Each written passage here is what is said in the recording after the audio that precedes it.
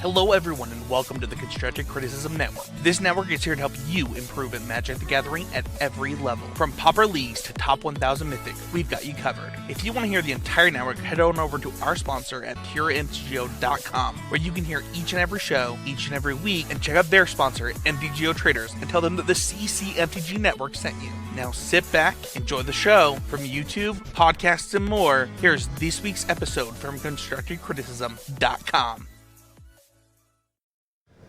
Hello, everyone. It is, we're going to say, 11:40 a.m. on Wednesday, October the 14th, 2020. We are recording uncharacteristically early this week because I'm ending my work week uncharacteristically early to deal with some family things, some home things. We got doctor's appointments and stuff going on. But it just means an early rendition of our trip down the Homeward Path. And my name is Adam, and I've got a few questions to ask you. Are you a fan of Magic the Gathering? Obviously so, since you're here listening to the show. But is there something in your everyday life that takes precedence over Magic? I mean, most of us have something, right? Partner, children, grueling job or career, there's obviously a difference, but, whatever the case may be, are you still trying to improve at Magic despite all of these external forces pulling you away from it, not allowing it to be like the top priority in your life? If so, then I hope your hand is empty, because I am hell-bent on bringing you some content. But before we do that, let's look at the 3 B's of budgeting, brewing, and breaking bad habits once we get the shilling out of the way. A reminder that we are brought to you by PureMTGO.com. PureMTGO is one of the largest repositories of Magic content on the web. There is just a lot of good stuff about a lot of different things. They've got things and they've got stuff on that website. Their sponsor, MTGO Traders, is who I use for Magic Online. It is infinitely cheaper than, anybody, because sponsorship. But even when I was using them without sponsorship, I was a fan. They're one of the first vendors that I went to when I started playing Magic Online again in 2017, before my laptop crashed. And they were the first place I thought of when I fired Magic Online back up before I got the sponsorship. When I was planning on devoting some subsection of my Magic budget that currently doesn't exist to Magic Online. With that, and while we're talking about things that happen online, you can head over to our parent network at ConstructiveCriticism.com. I don't know what to tell you, other than there's the possibility that we are going to get Arena Mythic cast back.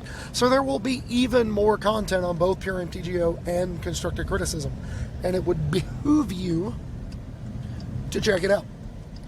And while you're checking stuff out, if you like what I'm doing enough to help me keep doing it directly, without using any kind of middle person in the middle, that was a little redundant. Kind of like the card choices we were talking about last week. Bang! You can head over to patreon.com/HomewardPathMTG. This show is always going to be free, but if you like what I'm doing enough to help me keep doing it, you can make your pledge, take advantage of your rewards, and become a Homeward Pathfinder.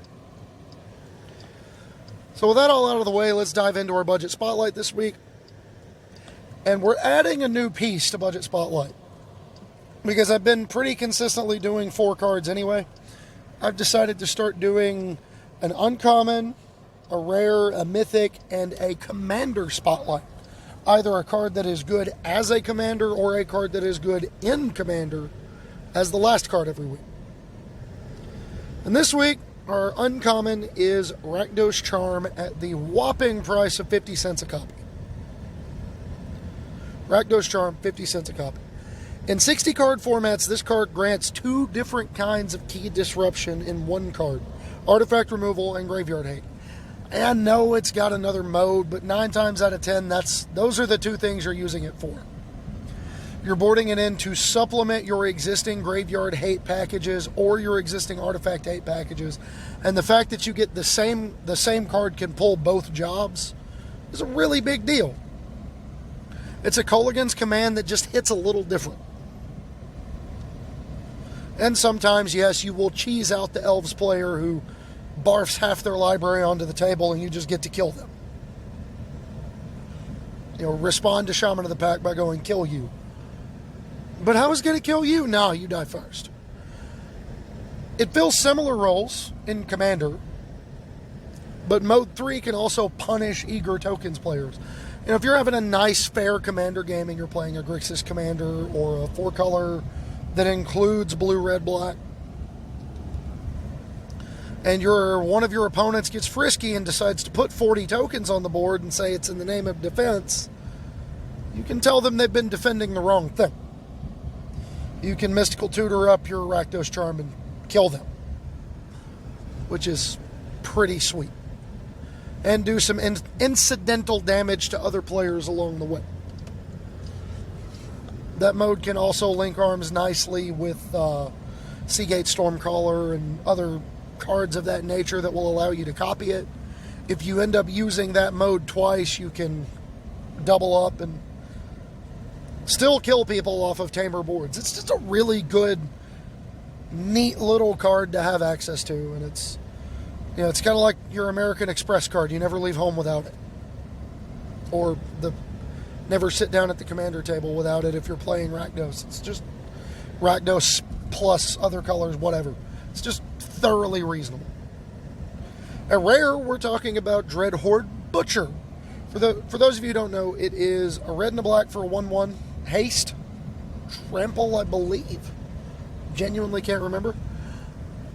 I believe it's trample haste. I know it's haste.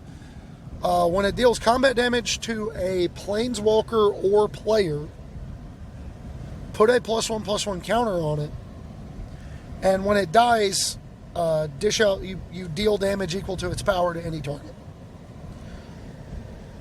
This card applies a ton of pressure, forcing your opponent to answer it and answer it early. Depending on when it's answered, it can also add synergy to other cards. For example, if you're attacking during your turn, your opponent fires off the Shock or Disfigure to kill it while it's early. If you've managed to untap with it, or if you didn't draw it till turn 3, chip in. They're like, I'd rather kill that and not let it get out of hand. We'll go ahead and shock it now. We'll go ahead and disfigure it now. We'll go ahead and throw this 3/3 in front of it now. That's fine. Because we're going to ping you for 1 and cast Light Up the Stage. Or we're going to ping you for 1 and be able to cast Spawn of Mayhem. Or, the synergy is there depending on when it's dealt with, which is really sweet. In Commander, it combines well with commanders like Evoxa, which gives all your creatures Unleash. You're not planning on blocking with this thing anyway. And making it bigger before it starts connecting is a real good place to start with a card like this that's going to get bigger every time it hits them anyway. It also plays well with cards like Call the Death Dweller or Agadeem's Awakening, Gruesome Menagerie. Like, there are a few things I can think of that would be more horrifying than you reviving with like a Gruesome Menagerie. You revive Bomat Courier, Dread Horde Butcher, Legion Warboss. That just sounds horrifying to deal with. That seems like nothing I want any part of trying to fight with. You serve in for 3, get card advantage, chip in, things are getting worse next turn, you got to deal with it, and you probably just already dealt with it. You probably thought you were done dealing with it, but no. At Mythic, we got Rakdos' Return at $1.50. For those of you who don't know what this is, it is a Mythic sorcery. For a black, a red, and X, deal X damage to target player. That player discards X cards. This is a mind twist. Let's not make any two bones about it. That's what this card is. It's mind twist. It is exactly mind twist. You are ripping a bunch of cards out of their hand. The damage is ancillary and like you're interested in it, but that's not why you're playing this card. You're playing this card because it's a mind twist. And mind twist can turn a fair game on its head very quickly. You are looking to use this as an X for one. It's the Rakdos version of Sphinx's Revelation. It's the anti-Sphinx's Revelation. Instead of drawing me a bunch of cards and gaining me a bunch of life and fortifying my position, I'm just going to rip yours apart. That's what I'm here to do.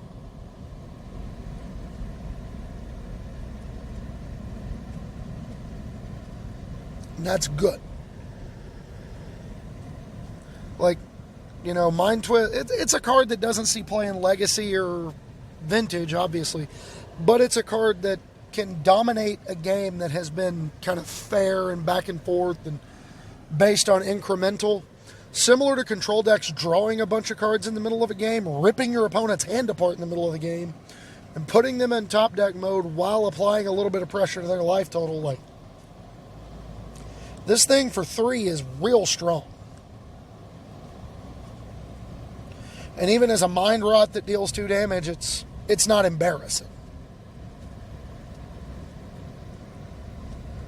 It takes a little bit of work to get it as efficient as similar cards in older printings that have more of a finite ceiling but a higher floor. Cards like Blightning that only ever deal 3 damage and make them discard 2 cards. But in the case of Blightning, it does a really good job forcing the opponent to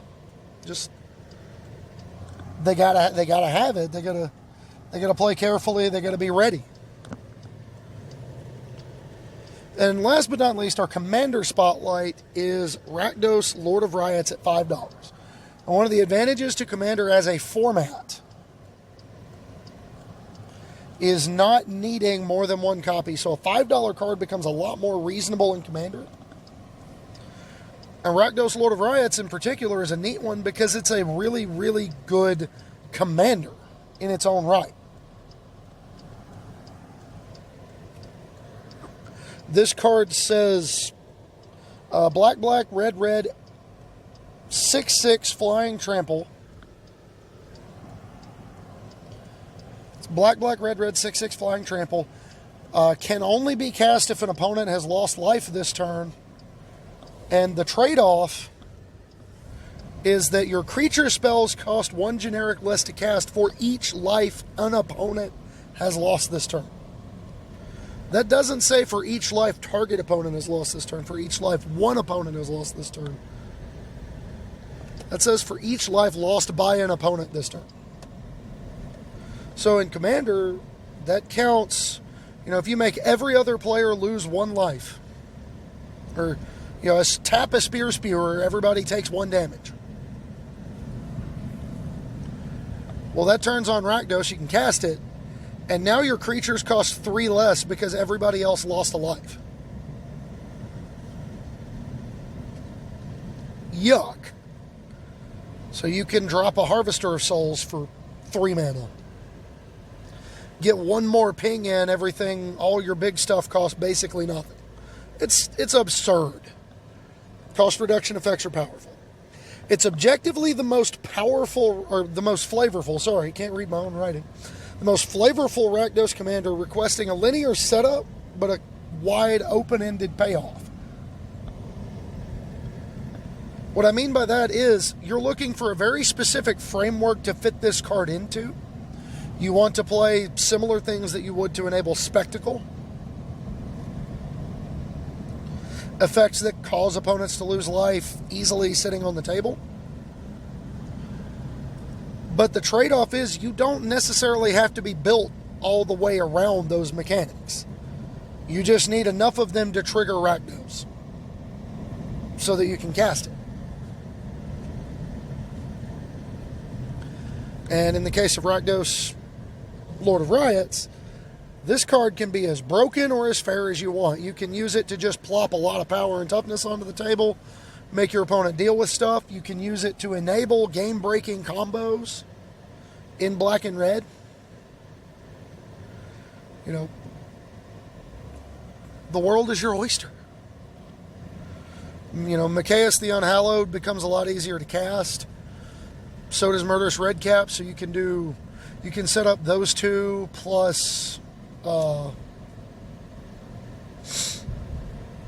sacrifice outlet to just go off and kill the table, or you can leverage them in a different way and make use of.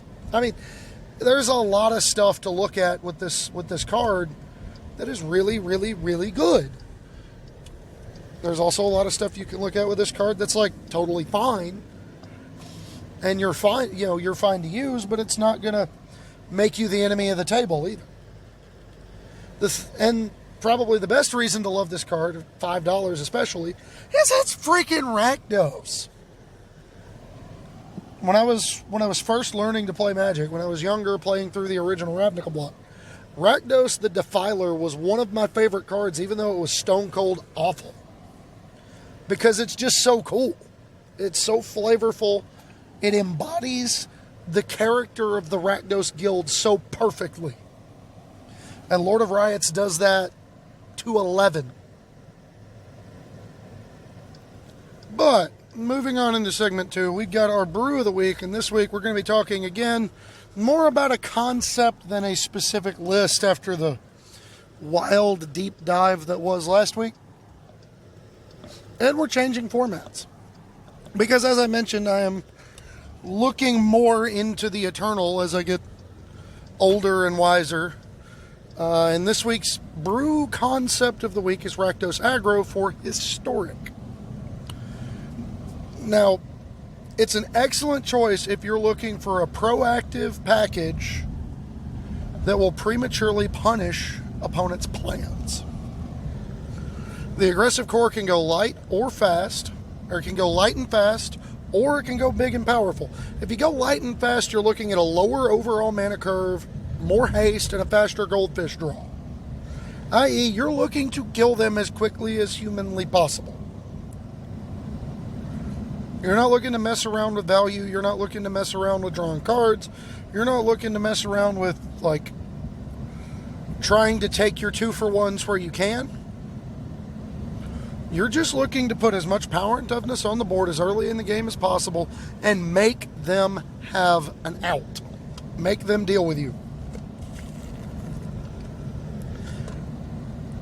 Cards like Robber of the Rich, Light Up the Stage, and Luris can make up your card disadvantage that you're going to suffer while you're trying to get on the board and get them dead. And in particular, a Luris-based Rakdos aggro deck, as opposed to the more traditional Luris deck for Historic, which is Rakdos midrange, Rakdos Pyromancer, is particularly appealing because when you're buying back creatures like Dreadhorde Butcher, Robber of the Rich, Serrated Scorpion, Scorch Spitter, Soulscar Mage, and you're buying those creatures back, even if you're just playing like Luris alongside the mono red burn with Luris. Excuse me. Buying back Soulscar Mage to turn on Wizard's Lightning. Buying back Vashino Pyromancer to ping them for 2 and turn on Wizard's Lightning, or enable the Skewer the Critics in your hand.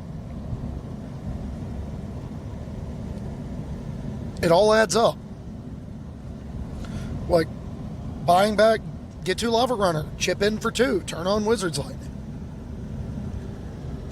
Enable the Light Up the Stage in your hand, which may find more burn spells. Even something like that, a light and fast red aggro deck that splashes black in order to play Luris, falls under this heading.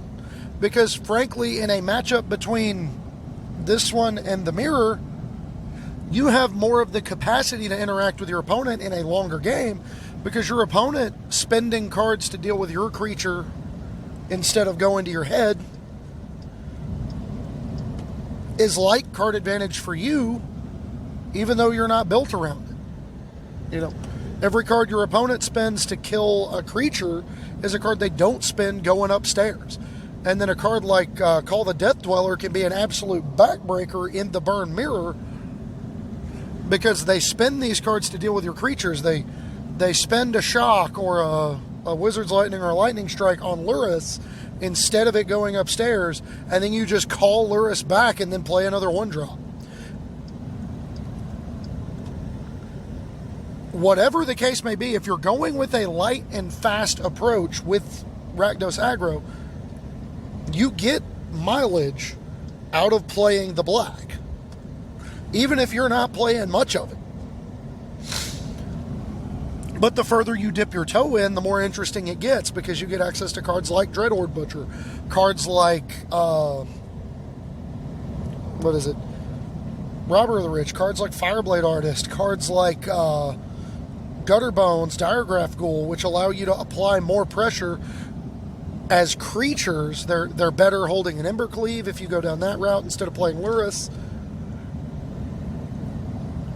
Whatever the case may be, they're cards that do a really good job of applying lots of pressure for not a lot of mana. And that's what you're in for when you're trying to build aggro. So it's a very customizable core, even within the realm of just a light, fast Rakdos aggro. By contrast, the big and powerful side of it, you're still adopting a proactive stance. You're still playing some number of 1-drops, but you're more interested in powerful 2-drops, powerful 3-drops, powerful 4-drops, and even sometimes powerful 5-drops. Think the red-black Chain Whirler deck at the height of its prowess, pun intended, in Standard, you know, with Heart of Kirin and Hazaret and Glorybringer and all of that. You can almost play that deck in Historic, because we've got Canyon Slough to help turn on Dragon Skull Summit, but we've also got Blood Crypt to turn it on. Between Canyon Slough, Dragon Skull Summit, Blood Crypt, like Triomes, if we want to play those over Canyon Slough in order to splash off colors out of the board. Temples to fix the top of the deck, whatever. We've got access to the ability to play Chain Whirler in a 2-color deck, if that's something you want to do. But at its core, Big and Powerful favors the time-honored tradition of playing the largest creatures with the most words at every point on the curve. For example, Soulscar Mage is a really good example of an efficient creature with a lot of words on it, because it's got prowess, and it has the thing where your burn spells become permanent if they're aimed at creatures, and interact favorably with like damage prevention effects or anything like that, because you prevent the damage anyway. It's just really good. It's just really, really good. But cards like Goblin Chain Whirler, Rekindling Phoenix, Hazaret the Fervent, Bone Crusher Giant, Glorybringer link arms with your black disruption and removal, wherein, as opposed to the light and fast aggro deck, where you're looking to play a lot of burn spells, maybe a little bit of removal, maybe some disruption after sideboarding, in the bigger Rakdos aggro deck, you're looking to play it as like a rule. You're disrupting them to slow them down so that your more powerful things can dominate the board state, similar to a mid-range deck, but more in line with like a big aggro deck. You're the aggro deck that beats the other aggro deck. And then sideboarding offers lots of enticing options, like disruption in the form of cards like Thoughtseize, Agonizing Remorse, Duress, Necromentia. I mean, there's quite a few to choose from. We start looking into, we look ahead to Kaladesh joining the format next month, and you get a card like, what is it called? Lost Legacy as a sideboard option against decks that are very linear. Like, we got access to disruption. We got access to recursive threats. Again, looking forward to Kaladesh. We get Scrappy Scrounger. We probably get Heart of Kirin. unlicensed disintegration to go along with them.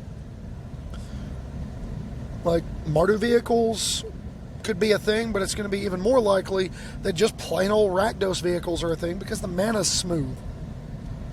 Mardu is going to have some legs, but it's going to be a base white deck, not a base red deck. Because of how the lands shake out. You've got the pathways and the fast lands, and the pathways from Zendikar and the fast lands in Kaladesh are black, white, and red, white. There is not a red, black one. So that makes it a little bit more difficult to justify playing, your Boros splashing black, not the other way around. Not Rakdos splash white. But the potential for like a companion swerve where you board from Luris into Obosh, or board and then board it in game 2 so that you don't have to play under the companion rule, so you can board up your curve a little bit. The ability to move up or down your mana curve is another possibility, where you start out light and fast, and when you board into disruption, because you know you're going to have difficulty impacting the board by boarding out the stuff you need to disrupt them, you board in a few more powerful cards, like boarding into Luris and Bonecrusher Giant as actual in the deck threats after sideboard in the burn deck. All of this is on the table, and that's what I love about Rakdos aggro. There's a lot to do with it. But now we're diving into our new segment, and this one was discussed a little bit on the Patron Pathfinders Discord, and it's going to be a series for a little while. I'm going to be working these in as I can. We're going to be talking about a color pair, what it is from a lore and flavor perspective, from the history of Magic, what it is, what it does well, what it doesn't do well, and the common decks associated with it. And this week's is Rakdos. So the first question to ask is obviously, what is Rakdos? The color combo is obviously red-black. It was first named by WotC, Wizards of the Coast, in Dissension in 2006. It was one of the last 3 guilds to be released in the original Ravnica block. And its guild identity in the lore is a glorification of pain. At its absolute core, what the guild, what the Rakdos, the Cult of Rakdos believes. They worship a demon, their guild master, Rakdos. And Rakdos loves misery. It's a glorification of pain. Indifference or reverence to your own, and glee at inflicting it to others. It's an identity in the lore of sadism, masochism, torture, and the sport of pain. They are the entertainers. They put on the carnivals. The likelihood of your survival is kind of up in the air when you go to one. But they're there. That's what they do. That's what they are on Ravnica. So what does Rakdos do well in game? Not in the lore, in the game. Once the cards are shuffled up, what does Rakdos do well? First and foremost, they've got good threats. Cheap creatures tend to be efficient with a little bit of a drawback. Cards like Diregraph Ghoul or 2/2s for 1 mana that enter the battlefield tapped. That's reasonable. Goblin Guide is a 2/2 haste for a red that lets your opponent draw through their land pockets. Gutter Bones enters the battlefield tapped, but in return is a 2-power creature that can come back from the graveyard. Similar things for Dread Wanderer, Bloodsoaked Champion, creatures of that ilk. You get high power creatures that can't block, so on and so forth. Mid-game threats are usually a good mix of raw efficiency and value, giving Rakdos Mage a lot to choose from. I.e., you can play cards like Legion Warboss, Goblin Rabblemaster, Goblin Chain Whirler, Judith the Scourge Diva, Mayhem Devil. There's a lot to choose from in the middle of the game. At 3 mana, and then at 4 mana, you get the difference between cards like Rekindling Phoenix, Ravenous Chupacabra,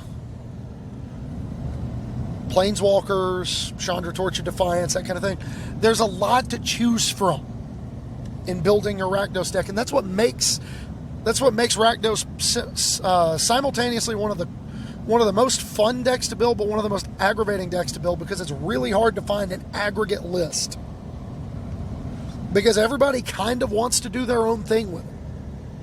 And then your late game threats are usually either broken or awful, and there's not much in between. Cards like Drakaseth and Gristlebrand exist, but so do cards like... I'm drawing a blank here. I'm drawing like cards like Burning Sun's Avatar, or, big splashy 6 and 7 mana threats are hit and miss, very much hit and miss for Rakdos colors. They're either really good or really bad, and there's not a whole lot of in between at 6 mana and up. As far as answers go, you have access to most of the versatile, efficient removal available. Between black kill spells and red burn, you can pretty well take care of stuff on the table. Black can remove nearly any permanent type.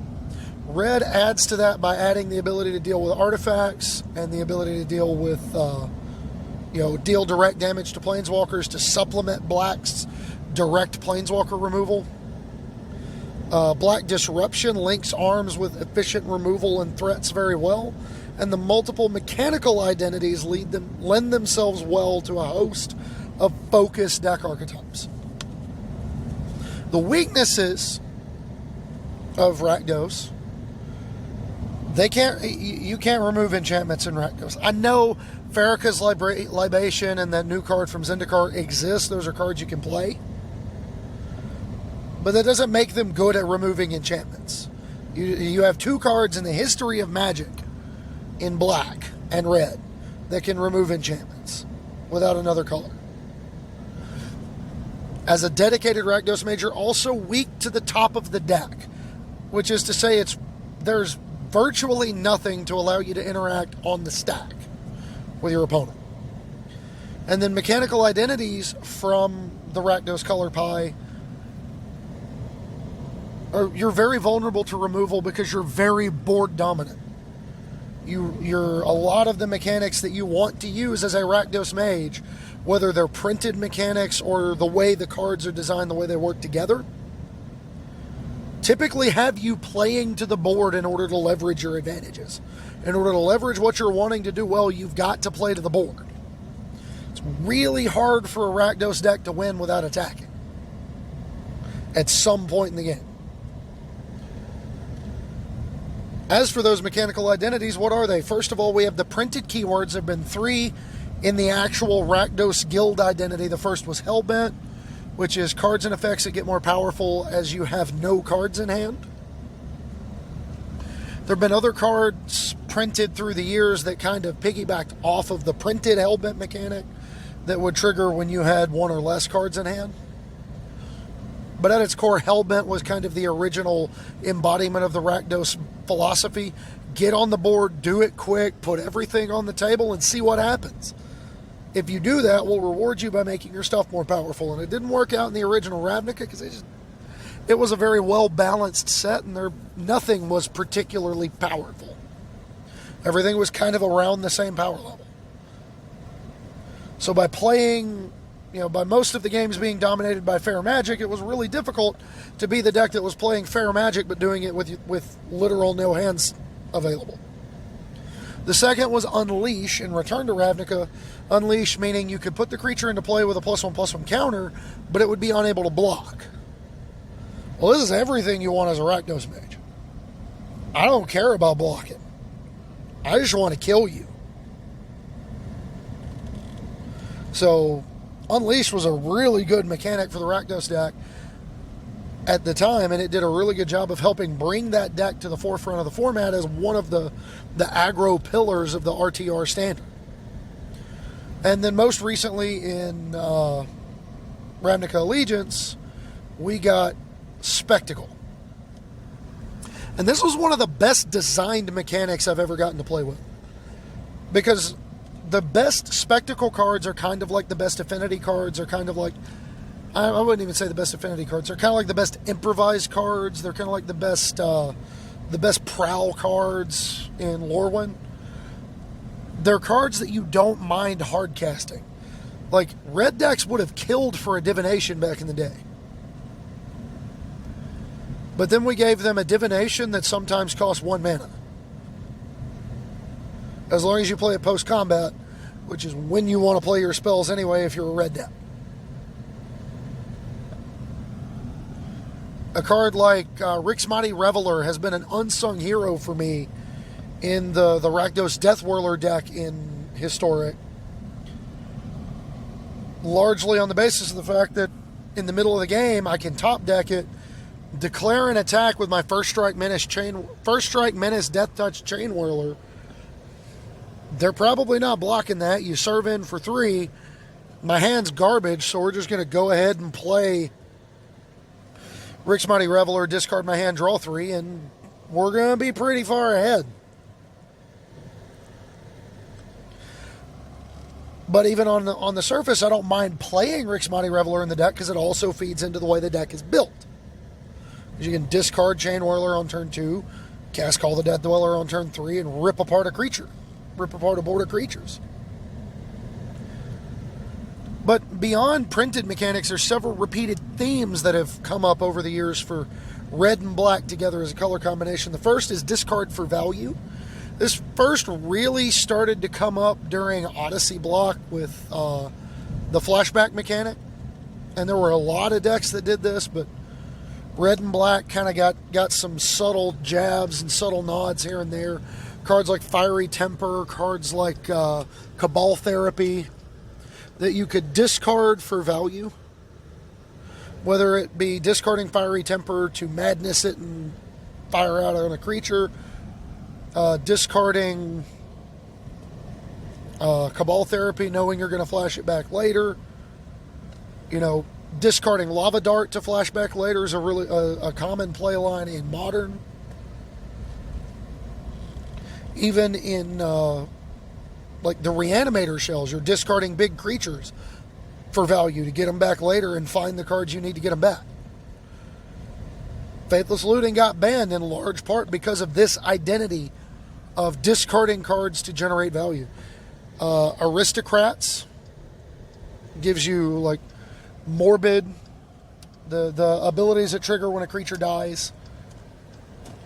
Death triggers like Judith the Scourge Diva, Midnight Reaper. So, I've got Standard on the brain because I've been playing a lot of it, but, triggers that happen when you either sacrifice something or when something dies or when this dies, make a token so you can maintain your board presence. You've got the group pain aspect of Rakdos where you're hurting everybody, but you're benefiting the most from it. You've got an anti-life gain sub-theme in Reign of Gore, Everlasting Torment, Rampaging for Rassadon. You've got the punishment mechanic or the bully mechanic in cards like Browbeat, Dash Hopes, Bone Crusher Giant, Tectonic Giant, Leyline of Punishment. The mechanic that basically says, either let me do this or you're going to hurt. Either let me do this or I'm going to hurt you. That's what I'm talking about here. And then the common deck archetypes for Rakdos. You've got mid-range built around the disruption and removal. It's probably the most common, but it's also the one nobody can agree on because nobody knows what the correct Rakdos mid-range deck looks like. Like, you could make an argument in Historic right now. The Rakdos Lurrus deck is really good, but so would be one that's built around playing like Rekindling Phoenixes and Glorybringer and just jamming a bunch of removal spells down their throat. Sacrifice Shells leveraging powerful payoff cards is another one. We just got done dealing with that in Standard. Like, Mayhem Devil's a heck of a Magic card. Fast aggro leveraging Disruption, Burn, and a lean mana curve. Or even tribal aggro using appropriate payoffs. Goblins, Vampires, Pirates, Minions. I mean, there's the Reanimator sub-theme that you see periodically in Red Black Axe, where you've got cards like Tormenting Voice or Faithless Looting that link arms with Zombify, Unburial Rites, Blood for Bones, to a Bond of Revival to just bring back a big powerful thing and smork them in the face with it. Whatever the case may be, there's a lot to choose from in Rakdos, and it's so underrated in that aspect. Everybody thinks of Rakdos as a color identity, and they're like, oh, well, you're either, you're just going to, put a bunch of stuff on the table and kill somebody. Well, technically a large percentage of the time, yes. In practicality, not really. There's a lot of different looks at Rakdos. So, that's going to wrap up the main topic in the episode for this week. Thanks, everybody, for listening. I hope you've enjoyed. You got questions, comments, concerns, reach out to me on Twitter. I'm at HomewardPathMTG. On Facebook, my name is Adam Spain. Join the conversation in the Facebook group, the Homeward Pathfinders. If you are a patron of the show at any level, you get access to the Patron Pathfinders Discord, where we discuss episode topics, where we bounce deck lists and stuff off of each other. And if you're a patron of $3 or more, your deck could be featured as our Brew of the Week. So, keep an eye on that. And that's all I have. I don't have any MTG dad jokes this week. Got a lot of good stories from people, but we don't have any MTG dad jokes this week. So, I will leave you as I traditionally do, with the words of Peter Capaldi. The world is horrible right now, we can pretty safely say, especially here in the U.S. So, everybody's dealing with it in their own way. Remember, when dealing with other people, never be cruel, never be cowardly. Remember, hate is always foolish and love is always wise. Always try to be nice, but never fail to be kind. So laugh hard, cast red and black spells, and be kind. And we'll catch you next week. Be safe, everybody.